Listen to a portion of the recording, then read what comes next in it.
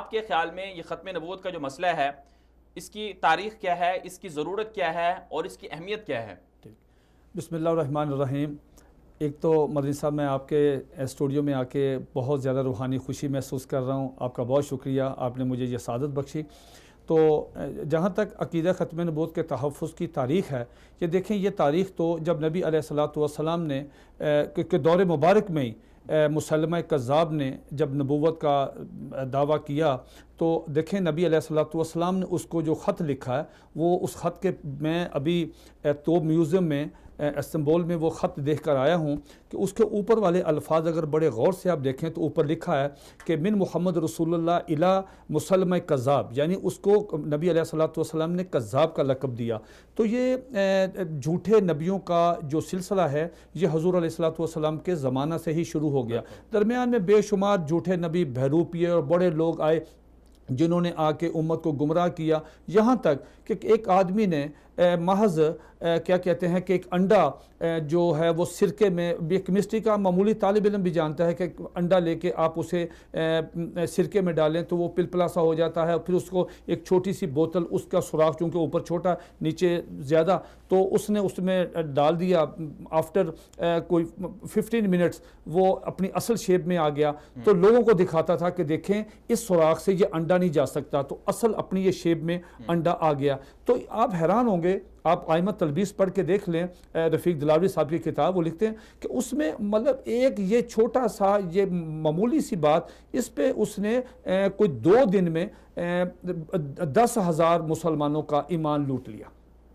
اس طرح یہ سلسلہ چلتا گیا، سلسلہ چلتا یہ تاریخ ہے۔ آپ یہاں سے اندازہ لگا لیں ختم نبوت کے اہمیت کی،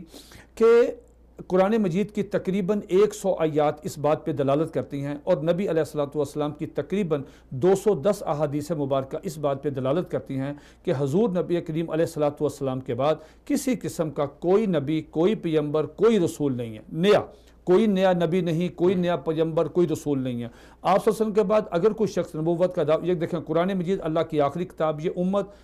یہ آخری امت، اگر کوئی شخص نبی علیہ الصلوۃ والسلام کے بعد نبوت کا دعویٰ کرے، پوری امت مسلمہ، صحابہ کرام سے لے کے اب تک تابعین، تبع تابعین، مفسرین، متکلمین، محدثین، اولیاء کرام، ہمارے علماء کرام، اکابرین، سب کا متفقہ، پوری امت مسلمہ کا متفقہ عقیدہ ہے کہ اگر کوئی شخص نبوت کا دعویٰ کرتا ہے اس وقت، تو کیا ہے؟ وہ واجب القتل ہے، مردود ہے، غیر مسلم ہے، اس کا اسلام کے ساتھ کوئی، تاریخ نے کبھی ان کو برداشت ہی نہیں کیا۔ اب دیکھیں مسلمہ کذاب کے خلاف جو جہاد ہوا، وہ دیکھیں جتنی جنگیں ہوئیں کفار کے ساتھ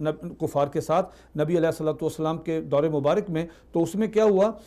جو مسلمانوں کی جو تعداد ہے جس میں شہادتیں ہیں، اس کی تعداد بنتی ہے 259،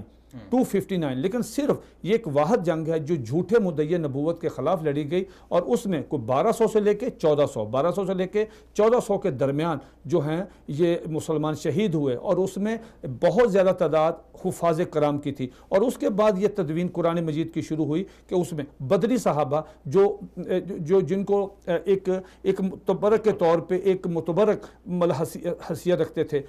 ان کو جنگوں میں لے کے نہیں جاتے تھے، لیکن جب مسلمہ کذاب نے جھوٹی نبوت کا دعویٰ کیا، اس کے خلاف جنگ کا اعلان ہوا، تو بدری صحابہ جن کی بہت زیادہ عمر بھی بوڑھے ہو چکے، انہوں نے کہا نہیں، یہ سعادت ہم حاصل کریں گے اور ہم اس کے خلاف جہاد کریں گے۔ اور اس جنگ میں، جنگ یمامہ میں،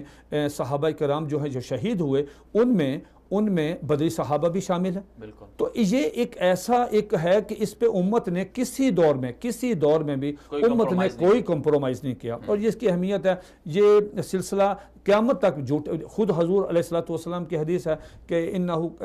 بسم اللہ الرحمن الرحیم، قال النبی صلی اللہ علیہ وسلم انہ سیکون فی امتی کذابون ثلاثون کلہم یزعم انہ نبی وانا خاتم النبیین لا نبی بعدی۔ اس میں 30 جو جھوٹے ہیں، ایک حدیث میں ان کو دجال کذاب کہا۔ تو یہ سلسلہ چلے گا، اس میں متفقہ طور مسلمہ کذاب بھی اس میں شامل ہے، یہ 30 میں جو دجال اور کذاب ہیں۔ اور اس وقت پوری دنیا میں اور بالخصوص جو پاکستان میں ہے، یہ برے صغیر سے جو فتنہ اٹھا، فتنہ قادیانیت، جس کا بانی مرزا غلام احمد قادیانی، جس نے جھوٹی نبوت کا دعویٰ کیا، اور آج اس کے پیروکار جو ہیں پوری دنیا میں ہمارے اسلام کے خلاف تحریف قرآن کر کے اور نوجوانوں کو اور بڑوں کو چھوٹوں کو عورتوں کو تبلیغ کر کے اپنی طرف کھینچتے ہیں، ان کا ایمان لوٹتے ہیں. تو یہ مرزا غلام احمد قادیانی ہمارے بزرگ اکابرین یہ کہتے ہیں کہ یہ ان 30 دجالوں اور جھوٹے کذابوں میں شامل ہے جس کی پیشگوئی حضور علیہ الصلوۃ والسلام نے کی تھی. ٹھیک ہے.